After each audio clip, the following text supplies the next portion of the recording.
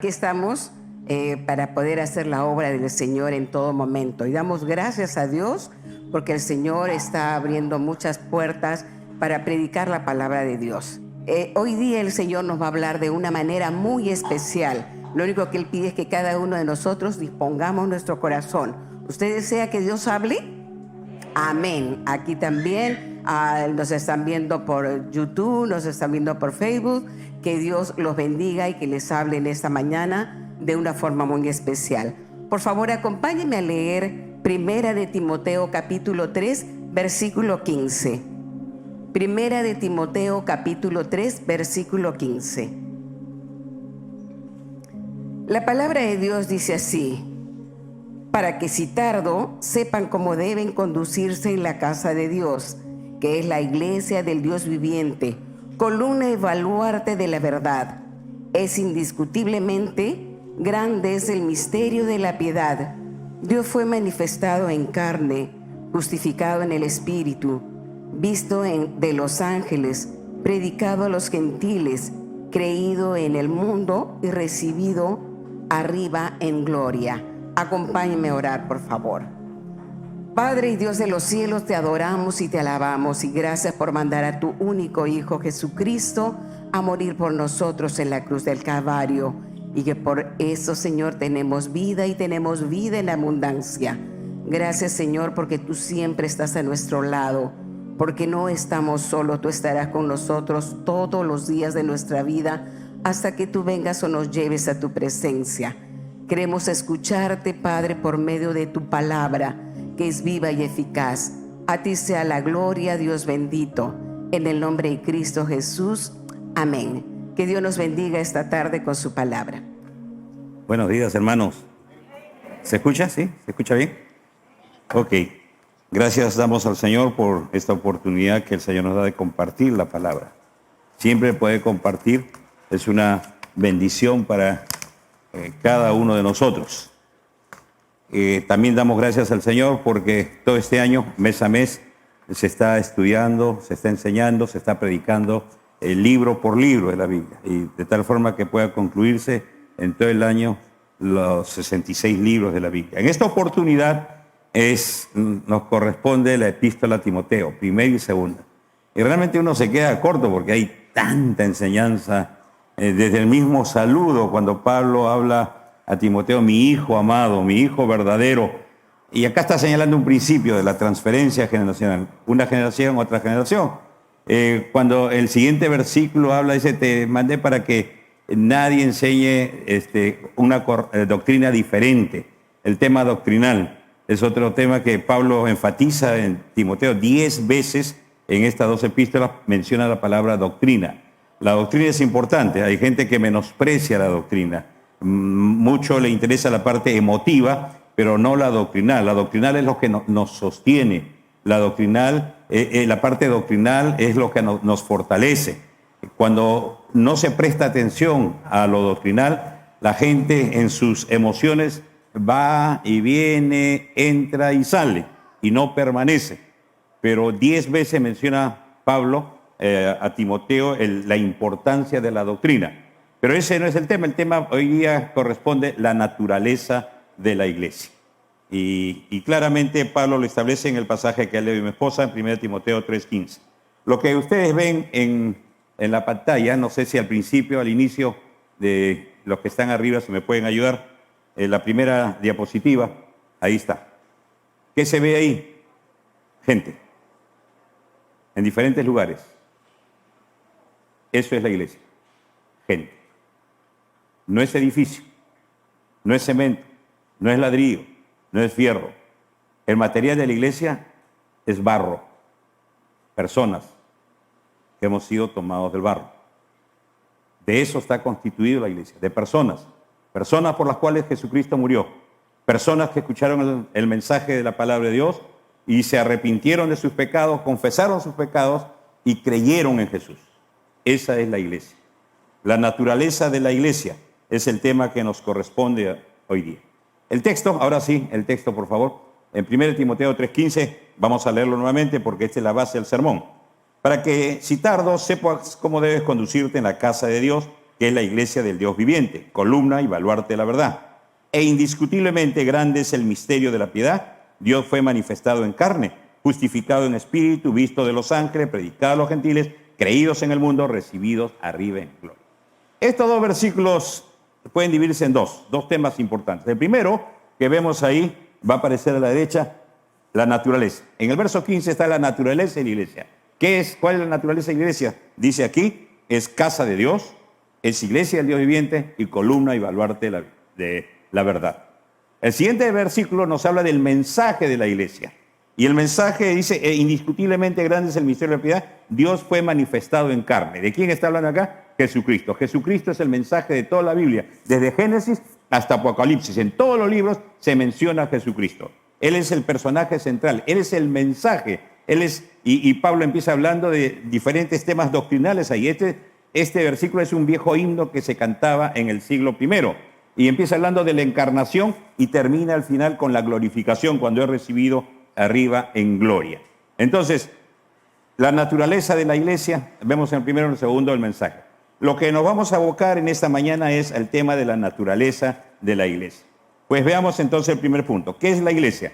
Lo primero que Pablo dice en el verso 15, que la iglesia es casa de Dios, la casa de Dios. Y esto nos habla, la iglesia es la familia de Dios. La palabra casa tiene dos connotaciones, como la palabra Lima. Lima puede ser la capital de Perú. Lima puede ser una fruta que comemos. Lima puede ser un instrumento que se utiliza para limar las uñas. Entonces esa palabra tiene tres connotaciones. La palabra casa aquí tiene dos. Vean en el verso 15, dice, para que si tardo sepas cómo debes conducirte en la casa de Dios.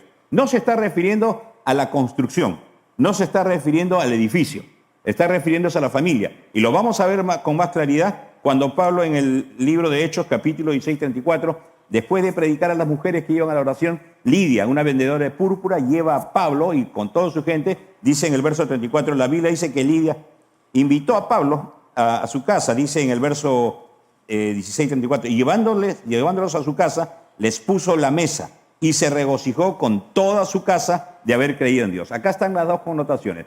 Después de que escuchan la predicación, Lidia lleva a Pablo a su casa, a su vivienda, donde ellos vivían. Y luego dice, y se regocijó con toda su casa. No se regocijó con los ladrillos, el cemento. Se regocijó con toda su familia. Y ahí está hablando de la familia de Dios. En ese mismo capítulo, Pablo le dice al carcelero, cree en el Señor Jesucristo y serás salvo tú y tu casa. Casa es familia.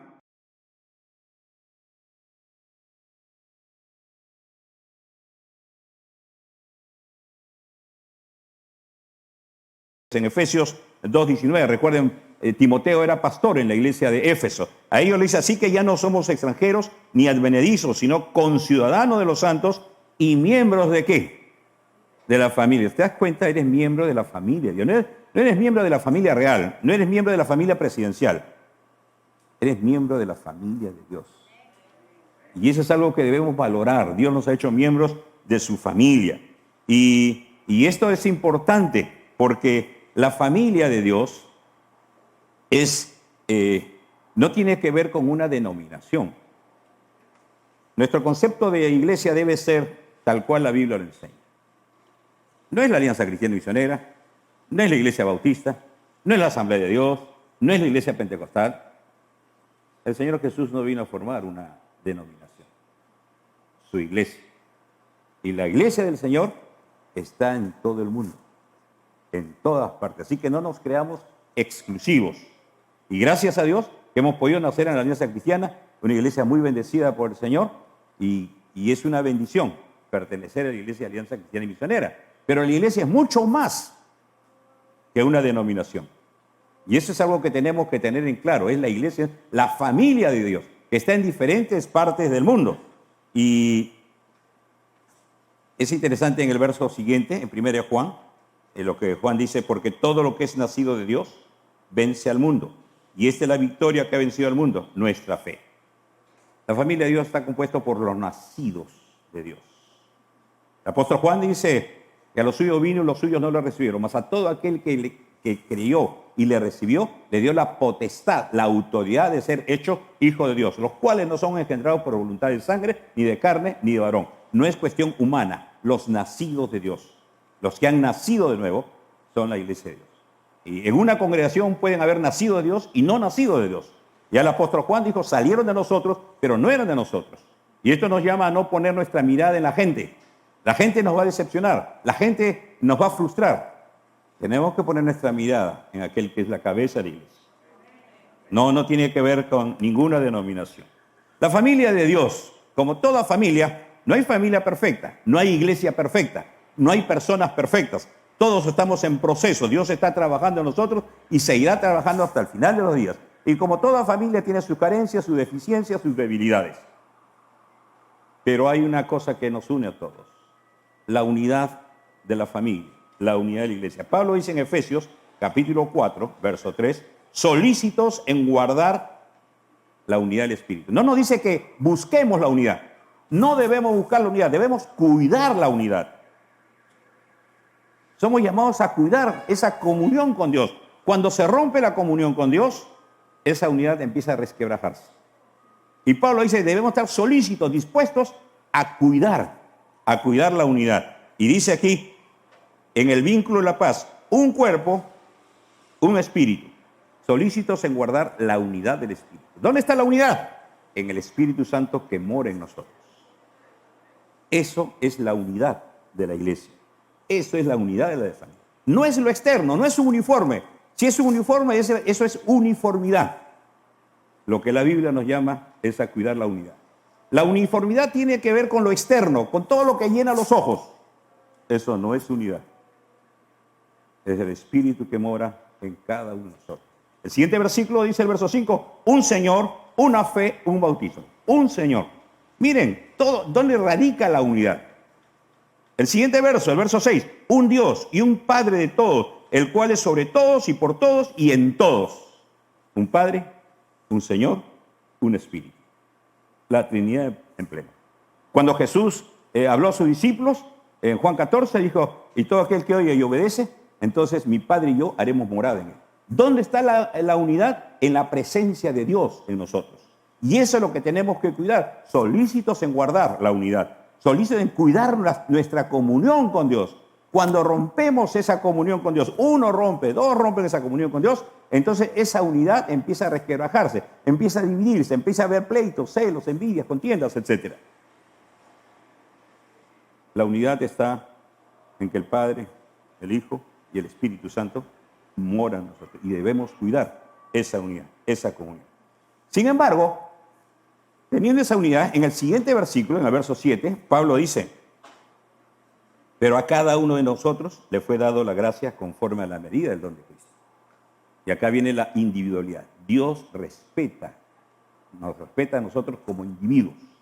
Dios no nos trata masivamente. Tenemos un Dios que es personal, nos habla en forma personal, tiene planes personales, nos consuela personalmente, nos corrige personalmente. Cada uno, y la Biblia dice que cada uno dará cuenta a Dios. Si es verdad, hay unidad, pero también hay individualidad. Esto es lo que se llama la unidad en la diversidad. Siendo un solo cuerpo, la iglesia, somos muchos miembros y cada uno, de acuerdo a la gracia de Dios, ha recibido un don, diferentes funciones.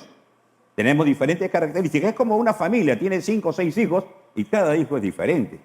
No me van a decir que todos son igualitos. Cada uno tiene sus propias características. Lo mismo es en la iglesia del Señor. Muy bien, este es el primer punto. En cuanto a la naturaleza de la iglesia es la familia de Dios.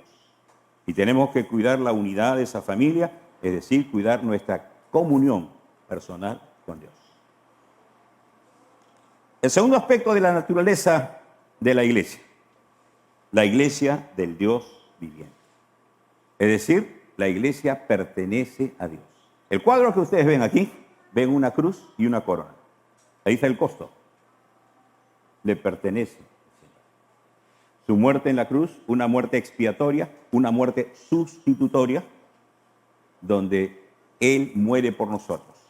La Biblia dice que somos nación adquirida, pueblo adquirido por Dios, comprado. Esto nunca olvidemos.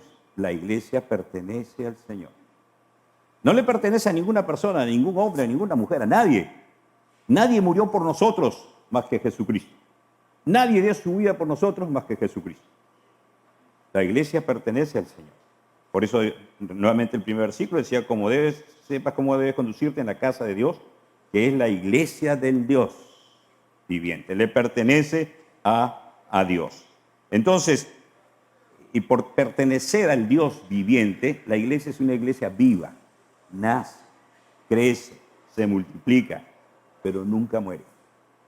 Nunca muere. Jesús dijo, ni las puertas del Hades prevalecerán contra la iglesia. La iglesia permanecerá hasta el final. La iglesia siempre ha sufrido oposiciones. En el libro de los Hechos vemos la primera oposición. ¿Y por qué sufre oposición? Por ejemplo, Israel.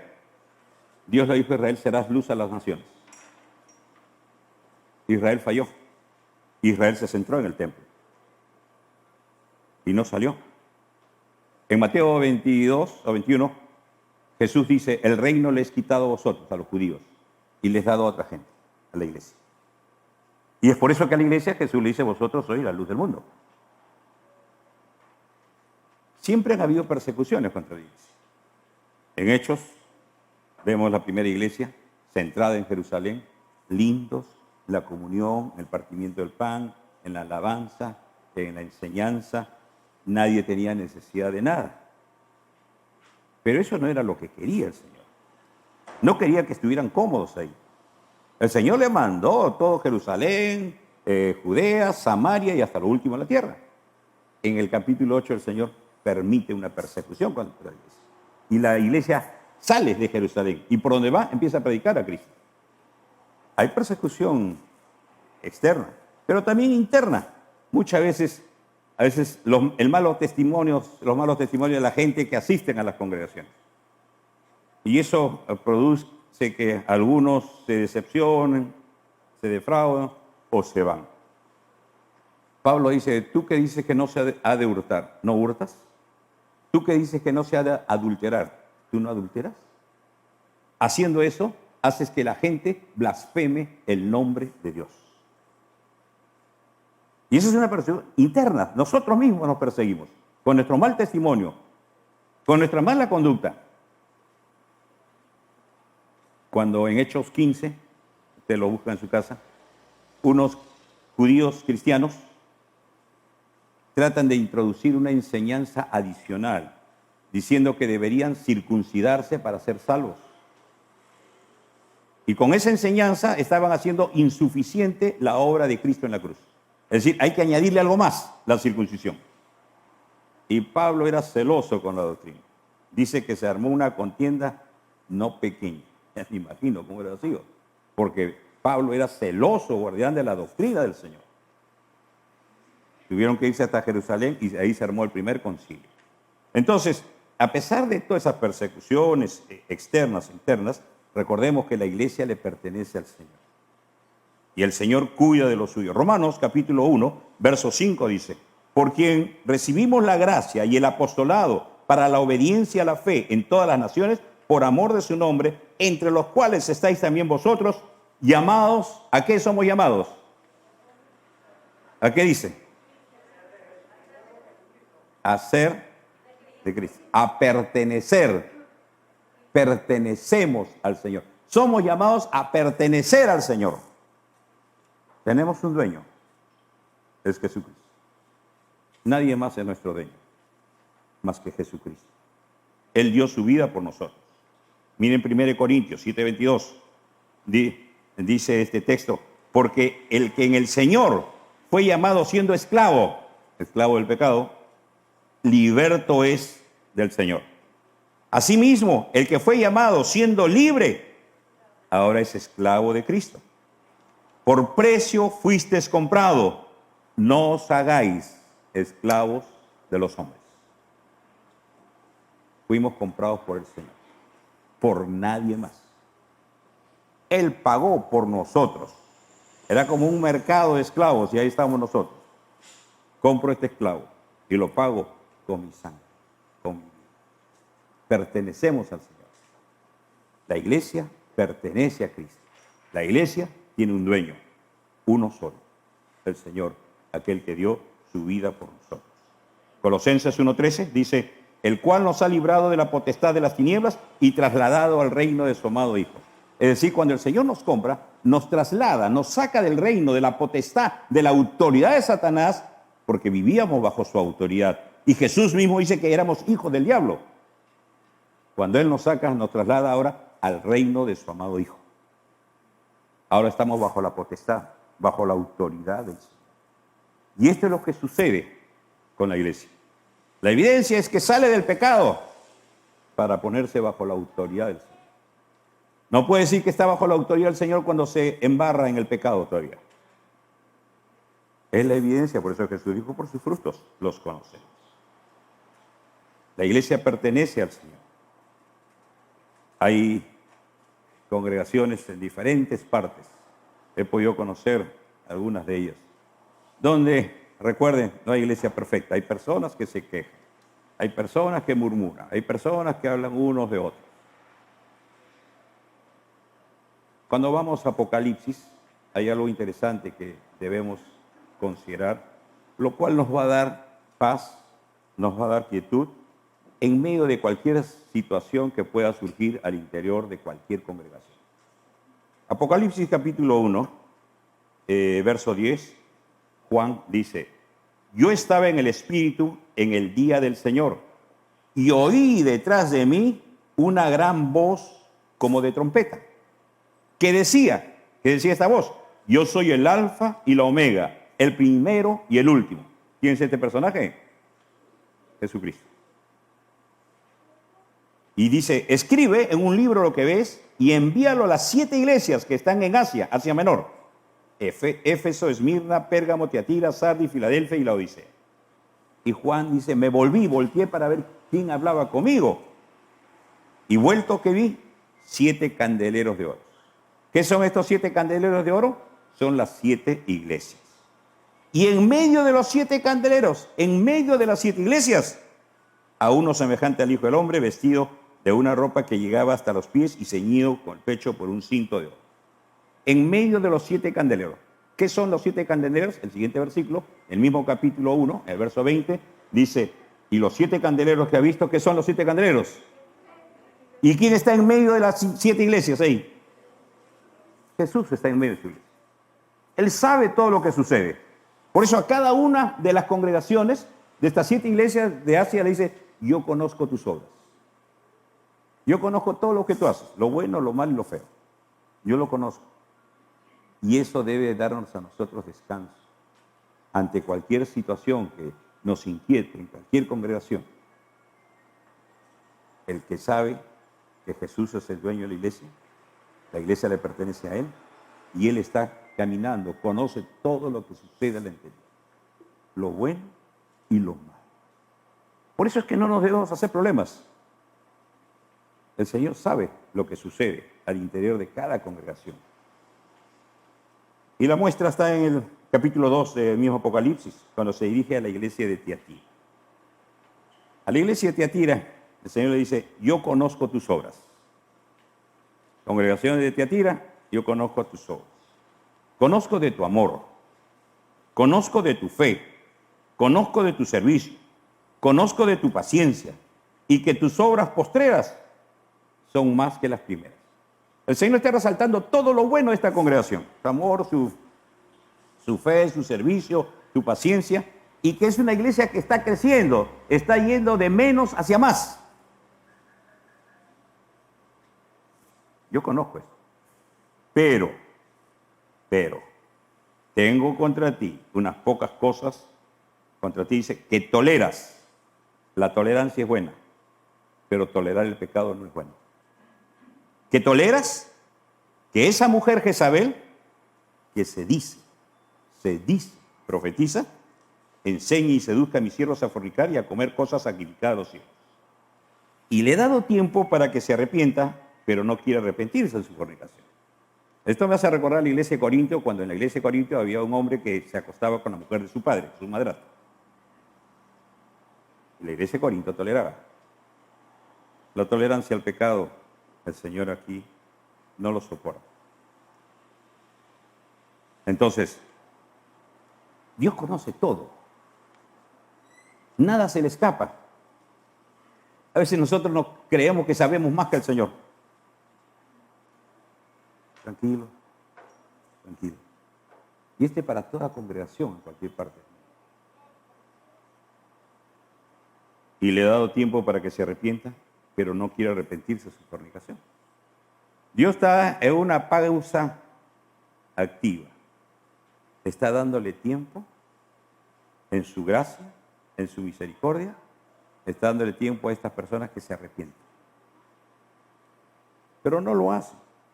Si ustedes leen en su Biblia luego en su casa, dice que el Señor dice que las arrojará en cama, en gran tribulación, y a sus hijos herirá de muerte, y quedará cada uno según sus obras. Si no hay arrepentimiento, Dios va a obrar. Dios va a actuar. Y en este caso, de la iglesia de Tiatira, la disciplina va a ser salud y familia. Es lo que va a hacer el Señor, dice. Las arrojará en cama, en gran tribulación, y sus hijos serán heridos de muerte, y a cada uno dará de acuerdo a sus obras. El Señor es el dueño. La iglesia le pertenece al Señor. El Señor no ha renunciado nunca a ser el pastor de la iglesia. Y gracias a Dios, el Señor ha levantado muchos pastores. Y eso es una bendición y tenemos que orar por ellos. Tenemos que orar por sus vidas, tenemos que orar por su ministerio, tenemos que orar por su familia. Pero por encima de ellos está el Señor, que conoce todo y está obrando, está actuando, no está inactivo. Él conoce más de lo que nosotros conocemos. Por eso es que podemos descansar en que el Señor está en medio, caminando en medio de su iglesia. Tercer elemento de la naturaleza de la iglesia: columna y baluarte de la verdad. La iglesia sostiene y expone la verdad. 3:15 otra vez el verso dice que la iglesia del Dios viviente, columna y baluarte de la verdad. En Juan, el siguiente versículo 17 y 7, el Señor en su oración sacerdotal dice: santifícalos en tu verdad, tu palabra es verdad. La verdad es la palabra de Dios. Y dice que la iglesia es columna y baluarte. Las columnas son en formas cilíndricas que se ponen para sostener un techo, una construcción. También eran usadas columnas grandes. Yo vi una columna de como de 20 metros y donde, en la parte superior estaba toda la parte de arriba de un emperador y se exponía al emperador. Todo el mundo veía la cara del emperador. La iglesia es columna, sostiene la verdad, pero expone, muestra la verdad al mundo. Esa es la naturaleza de la iglesia. En Filipenses 2, 15, 16, dice Pablo, dice para toda la iglesia, algo que dice para los líderes, que seáis irreprensibles. La palabra irreprensible no solamente es para los líderes, es para todo miembro de la iglesia. Que seáis irreprensibles y sencillos, hijos de Dios sin mancha. ¿Dónde? En medio. ¿En medio de qué? ¿De qué dice ahí en el texto? De una generación maligna y perversa. En medio ahí, en medio. En medio de la cual resplandecéis como luminares. ¿Dónde? En el mundo. La iglesia debe exponer la verdad. ¿Dónde? ¿Dónde debe alumbrar? ¿Dónde debe brillar? ¿En una congregación? En el mundo. Allí nos ha llamado a ser luz del mundo. En medio de una generación perversa, maligna. Jesús se sentaba a la mesa ¿con quiénes? Con los bebedores, con los publicanos. Se sentaba a comer con ellos. Y a veces poco a poco nuestro círculo se va cerrando más. Es congregacional. Y cada vez menos contacto tenemos con la gente del mundo. Sin embargo, el Señor nos llamó a ser luz del mundo, no luz de una congregación. La Biblia dice que nos congreguemos. Claro que sí, necesitamos congregarnos para estimularnos al amor, para capacitarnos, para aprender, para fortalecer nuestra comunión, para animarnos unos a otros, pero con el objetivo de salir afuera. Como veíamos esos viernes en una tarde con mi pastor, han desfilado muchos pastores del Movimiento de Lima al encuentro.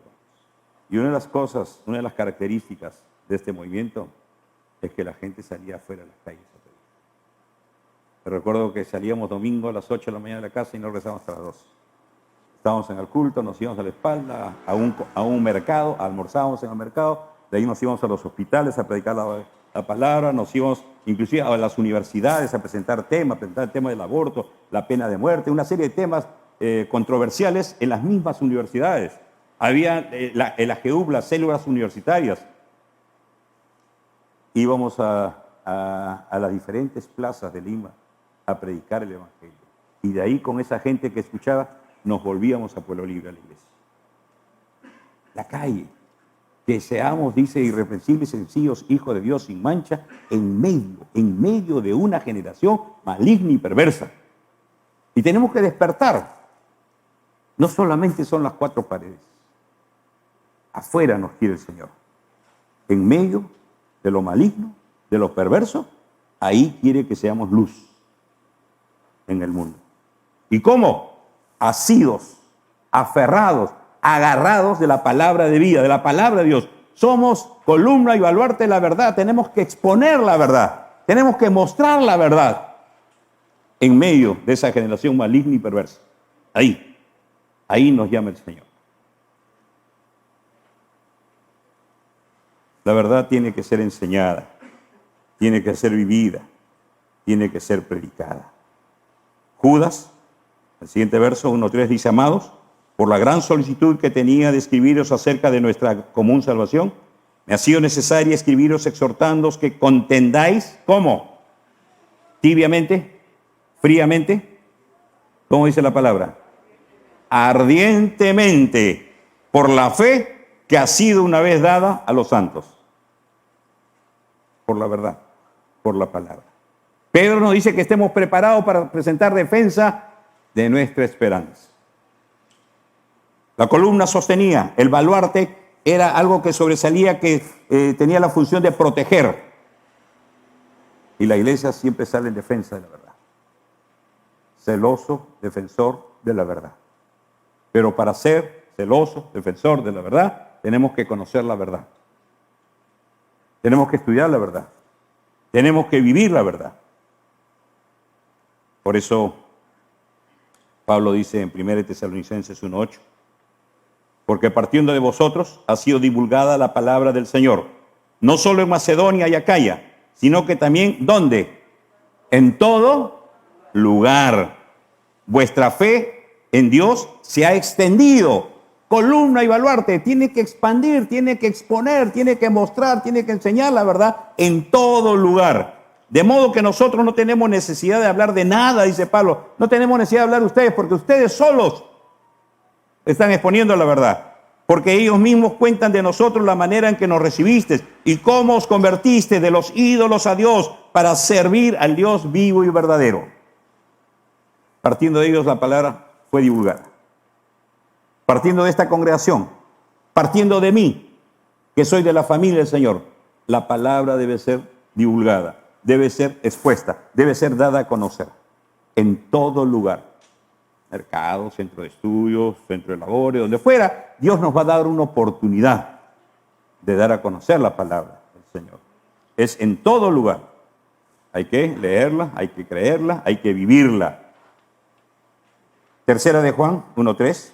Dice, pues mucho me regocijé cuando vinieron los hermanos y dieron testimonio de tu verdad, de cómo andas en la verdad.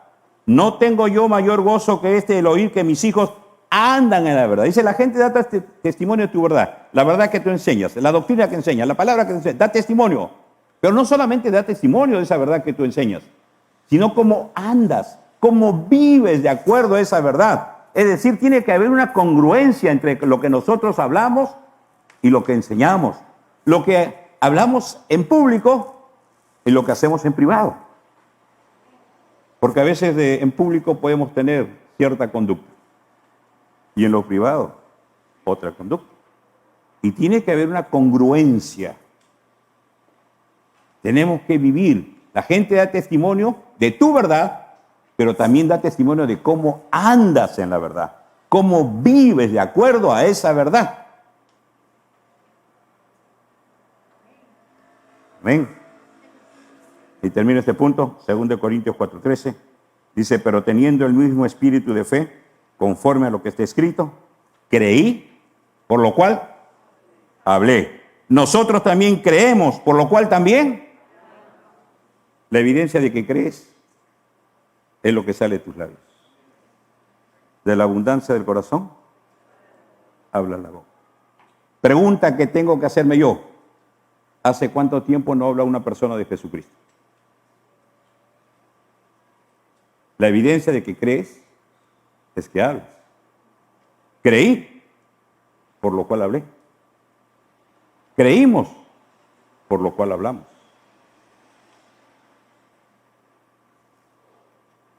Miembro de la iglesia del Señor, de la familia del Señor, va a hablar del Señor, porque es columna y baluarte de la verdad.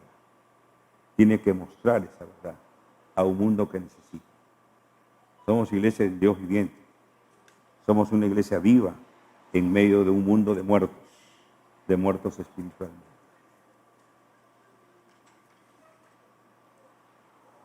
El último punto de la naturaleza iglesia. La iglesia permanece hasta el fin. Estamos en cuenta regresiva, acercándonos al final. Y la iglesia va a seguir hasta el final. La garantía la da el mismo Señor. Ni las puertas del Hades prevalecerán contra la iglesia. Ni los ataques de la gente prevalecerán contra la iglesia. ¿Y por qué? Hay algo que en nuestra congregación se está haciendo. Y gracias a Dios, estoy viendo que en otras congregaciones también se está haciendo. Dice 2 Timoteo 1:5, trayendo a la memoria la fe no fingida que hay en ti, la cual habitó primero en tu abuela Loida, en tu madre Eunice, y estoy seguro que en ti también. 3 generaciones. Tu abuela Loida tiene una hija, Eunice, y Eunice tiene un hijo, Timoteo. La fe ha sido transferida de una generación a otra. En toda transferencia de un mensaje hay 3 elementos. El emisor, el que emite el mensaje y el receptor del mensaje. Si la cosa no llega a darse en ambos lados, hay un problema. O es el emisor que no está transmitiendo bien, que de repente sus palabras son opacadas, son silenciadas por su conducta, por su forma de vida. Sus palabras dan un mensaje diferente a su forma de vivir. Y la gente no quiere escuchar. O el mensaje no es el adecuado. Se ha licuado el mensaje, se ha aguado el mensaje, se ha adicionado muchas cosas de hombres. Y el tercero es el emisor, el que recibe. Puede haber problemas en este punto también, cuando la gente no quiere entregar su vida al Señor. Está pensando más, pero tengo que dejar de fumar, tengo que dejar la trampa, tengo que dejar todo. Está pensando en lo que va a dejar y no piensa en lo que va a recibir. Pero tenemos que transferir, tenemos que sembrar. Como emisores, tenemos que hacer nuestro trabajo. Tenemos que sembrar la semilla. El crecimiento lo va a dar Dios. Dios no nos ha llamado a convertir a la gente, nos ha llamado a predicar a la gente. La conversión es obra de Dios, entre Dios y la persona. Pero tenemos que transferir. Hay muchos pastores jóvenes aquí en nuestra congregación y gracias a Dios por ello. Yo le decía a uno de ellos, nosotros también fuimos jóvenes hace tiempo. Y como jóvenes también nos equivocamos, hay que tener paciencia. Es parte del aprendizaje. Se va aprendiendo poco a poco. Y tenemos que ser pacientes y seguir adelante. La transferencia generacional es algo que enseña Pablo a Timoteo. Y la iglesia va a permanecer hasta el fin. ¿Saben por qué? Miren el siguiente versículo, Mateo 28. Por tanto, id y haced discípulos a todas las naciones, bautizándolos en el nombre del Padre y del Hijo y del Espíritu Santo, enseñándoles que guarden todas las cosas que os he mandado, y aquí yo estoy con vosotros todos los días hasta el fin del mundo. Está garantizada la presencia del Señor hasta el fin. Él como el Señor de la iglesia, como el pastor de la iglesia, estará con nosotros hasta el fin. Y nada prevalecerá contra la iglesia. Pero acá dice el Señor, id. Esta palabra ya nos hace pensar en movernos, en salir. Id. El gran problema es cuando nos acomodamos en un lugar. Y nos acostumbramos. Y estamos contentos y felices en ese lugar, como la iglesia en Jerusalén. El verbo id está en gerundio, en el griego, es yendo. Por donde vayan, prediquen la palabra. En su centro de estudio, en el mercado, en su centro de labores, en los momentos que puedan disponer. Por favor, no vaya a predicar en su trabajo a la hora de trabajo, porque su empleador le paga para que trabaje, no para que predique. Pero sí puede haber momentos de almuerzo, tiempos donde pueda conversar y compartir la palabra. Id. ¿Y qué más dice? Haced discípulos. Esa fue una característica bendecida por el Señor en Lima al encuentro con Dios. El discipulado. Emplear tiempo. Descargar a la gente de muchas cosas para que tenga tiempo de conversar, de visitar, de hablar, de enseñar, que esa sea su preocupación principal, su tarea principal, hacer discípulos. Esto es lo que ordenó el Señor. Hacer discípulos. Y a veces no sabemos balancear nuestras cosas. Pero que el Señor quiere que hagamos discípulos. ¿Dónde? En nuestro lugar. A todas las naciones. Bautizando en el nombre del Padre, el Hijo y el Espíritu Santo. Enseñándoles. Esta es la parte clave del discipulado. Enseñar, transferir la palabra. Pero enseñarles la teoría, que memoricen, no.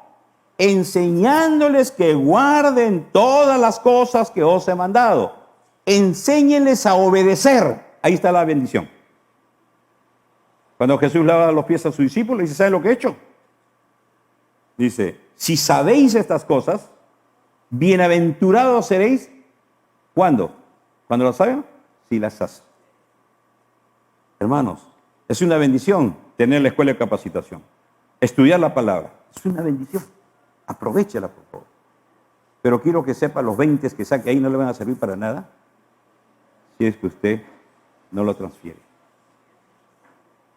Hay que enseñar a obedecer la palabra, a poner por práctica la palabra. Ahí está la bendición. Bienaventurados seréis si las hicieres. Alguna vez he dicho, ¿por qué hay tanto infelices a veces en las congregaciones? Porque conocen, pero no obedecen. Mucho conocimiento, poca obediencia. Y la bendición está en la obediencia a la palabra de Dios. Enséñenles a guardar todas las cosas que os he mandado. Yo estoy con vosotros todos los días hasta el fin. Esta es la garantía de que la iglesia va a permanecer hasta el fin. Algunos podrán desertar, pero el Señor estará con nosotros. Todos los días hasta el fin. 4 cosas que hemos visto con respecto a la naturaleza. La iglesia y la familia de Dios. Y no tiene que ver con denominación, no tiene que ver con cultura, no tiene que ver con idioma, no tiene que ver con lugar. En todo el mundo, la iglesia es la familia de Dios. Y somos llamados a cuidar la unidad del Espíritu, a cuidar nuestra comunión, nuestra relación con Dios. Porque cuando se cuida la relación con Dios, como consecuencia se cuida la relación horizontal. Esto es lo que enseñan los matrimonios. Lo más importante en el matrimonio no son las promesas que se hagan las personas. Es tu comunión con Dios. Porque un esposo, una esposa que ama, que respeta, que teme a Dios, va a amar, va a honrar, va a respetar a su cónyuge. La comunión con Dios. La iglesia le pertenece a Dios. Él compró, nos compró. Somos propiedad de Él. ¡Y qué bendición! He sido comprado por el Señor. El Señor pagó con su sangre por mi vida. La iglesia es columna y baluarte. Sostiene, expone la verdad. Estábamos llamados a exponer. Creí, por lo cual, ¿me quedé mudo? Hablé. La evidencia de que has creído es que hablas de Cristo. Si estás mudo, cuestiónate, pregúntate, ¿Por qué no puedo hablar de Jesucristo? ¿Tengo temor? ¿Me da vergüenza? Si el Señor está conmigo, ha prometido. Y por último, la iglesia va a permanecer hasta el fin. Nada detendrá a la iglesia. Ni la presencia de muchos, ni la presencia de pocos. El Señor, como decía Jonathan, el Señor obrará con muchos o con pocos. Lo importante no es la cantidad. Lo importante es que el Señor está con nosotros. Eso es lo importante. Que el Señor nos permita reflexionar, entender y aplicarla en nuestra vida. Ahí está la bendición, en la aplicación. Si no llega la aplicación a poner en práctica, se ha perdido lo más importante. Es como que come un rico pollo a la brasa y solamente se come el hueso. Y deja toda la carne, toda la papita. Vamos a orar. Padre, te damos gracias por tu palabra. Gracias, Señor, porque tú eres bueno. Gracias por tu presencia en medio nuestro, en todo momento, en todo lugar. Señor, gracias por ser parte tuya, porque tú nos has comprado, porque te pertenecemos a ti, Señor.